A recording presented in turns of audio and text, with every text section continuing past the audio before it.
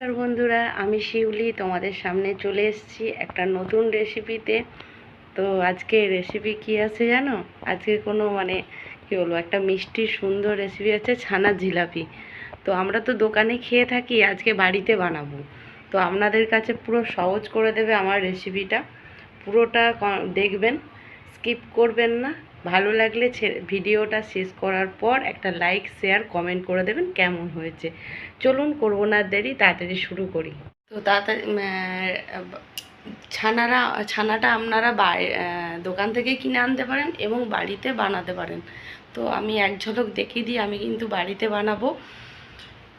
দুধ জাল করতে বসিয়েছি।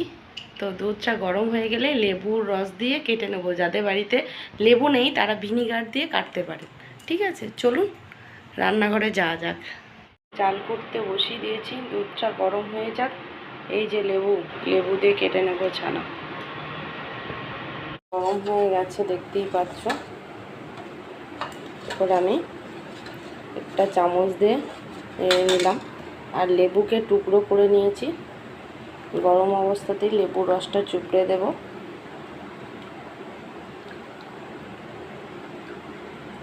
এইভাবে ছানা তৈরি করবেন, আর আস্তে আস্তে করে চামচে করে নাড়াতে থাকবেন অনবরত, তাহলেই ছানা তৈরি হয়ে যাবে।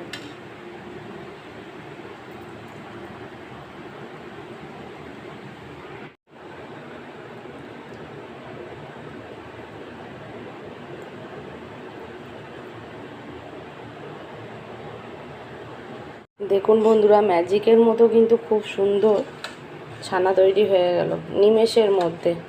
তো আমি তো বলবো বাড়িতে দুধ কিনে এনে এইভাবে কেটে নেবেন, আশা করি ভালো হবে। দেখুন কি সুন্দর ছানা তৈরি হয়ে গেল।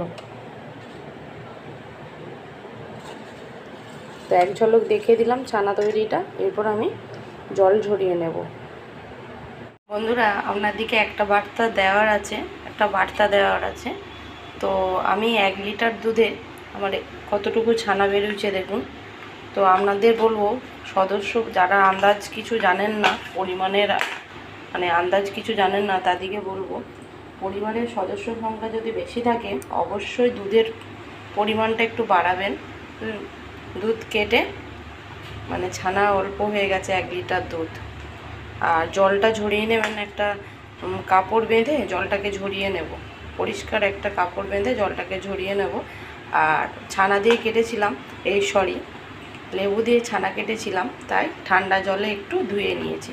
ছানাটা দেখছেন, ছানাটার কোয়ালিটি দেখুন কতটা টাইট, নরম নয় কিন্তু টাইট একদম।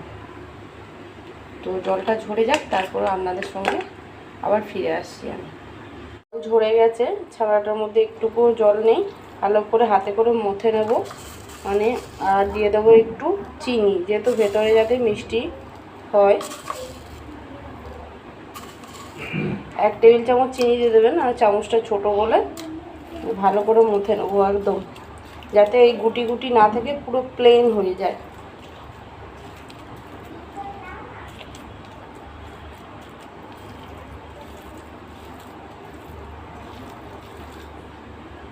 দেখছো, ছানাটাকে ভালো করে মথে নিয়েছি। মথে নেওয়ার পর দেখো জিলাপির শেপ দিয়ে দিয়েছি, যেহেতু ছানার জিলাপি।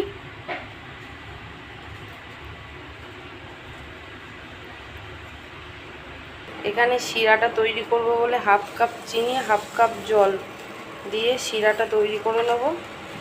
এদিকে ননস্টিক কড়া বসিয়ে দিয়েছি, আঁচটা কমিয়ে ছানার জিলাপিগুলো একে একে তেলের মধ্যে ছেড়ে দেবো, ভেজে নেব।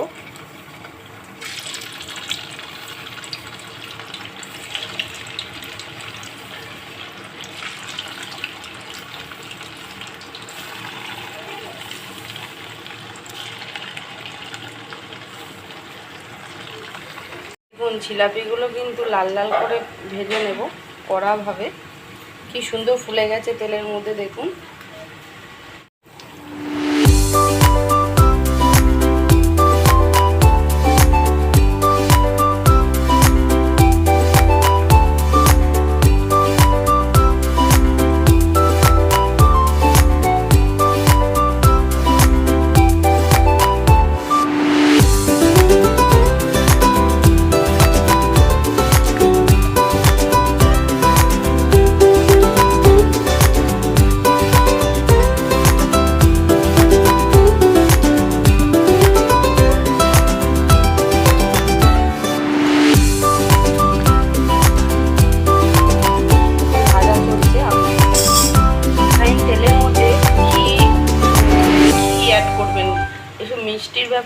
থাকলে স্মেলটা ভালো হয়।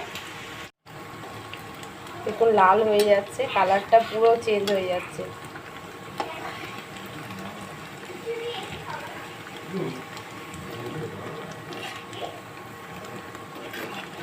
একটু লাল করেই ভাজবো।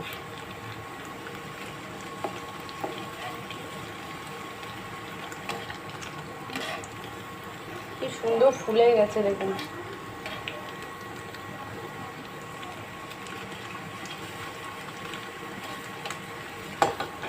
হয়ে গেছে, আমি তুলে নেব পাত্রের মধ্যে।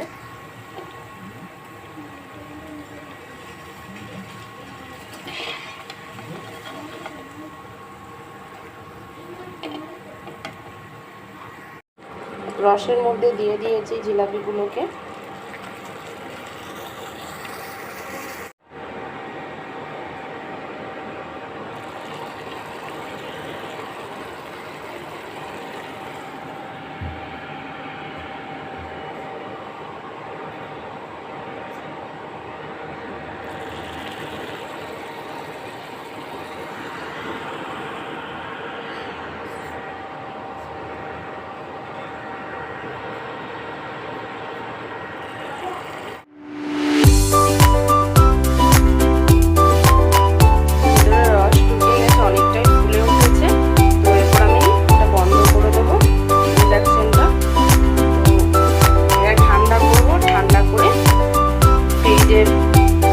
ভিতরে মানে এটা ঠান্ডা হয়ে গেলে ফ্রিজে রাখবো।